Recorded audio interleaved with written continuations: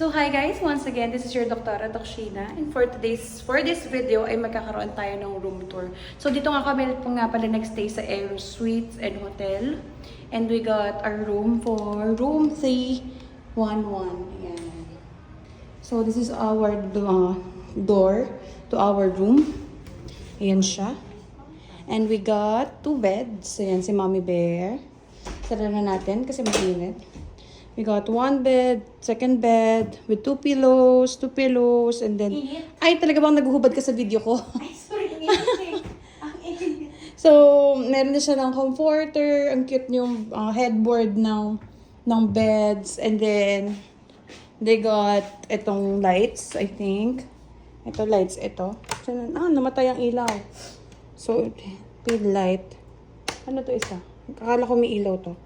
Pero hindi. Parang may charger din siya dito sa taas, guys. So, hindi ko lang paano siya pailawin. And then, may telephone, 8000 para tawagan ang... 8,000 para tawagan ang front desk, remote for the TV, for the air condition. Tapos meron silang guide dyan. And then, we have a TV here, may drawer, working area din siguro. At papatungan ng mga luggages, pero kung ano-ano nakapatong. And then, we have water na kettle, mugs, coffee cup, tapos cup, mugs. And then, we have ref dito. Inside, meron ng mga ice cream na binili namin sa labas. Soft drinks that I bought outside. Ito, soft drinks na to sa kanila to.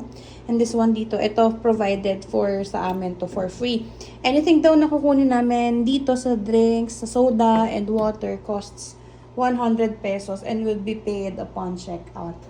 So we also have cabinets here. Wala pang laman. They had tawag dito, bathrobe, hangers, and they have vault dito. So hindi ko pa na-try din paano gumamit ng vault. So close na natin siya. Mabilisan lang to na room tour. And this is our CR sliding door. Sliding door siya. Yan. And glass siya. Though frosted naman, shadow lang siguro yung makikita mo from the inside. Then meron siyang towels pa doon, face towel. And then shower area. Ito yung shower area. May dalawang head ng shower. Para siyang heater nung katulad sa bahay. Ano na siya, touch screen. So, on and off. Dito mo i-adjust kung hot or cold. Then, ito yung CR. Ayan. Malinis naman, guys. And this is me. This is me. Yan. Sabi. Yan ang dito tayo. And then, may sink. Glass. Ayan. Siguro ito talaga yung toothbrush. Ganyan. And then, may cabinet. Para lang yata to sa sink.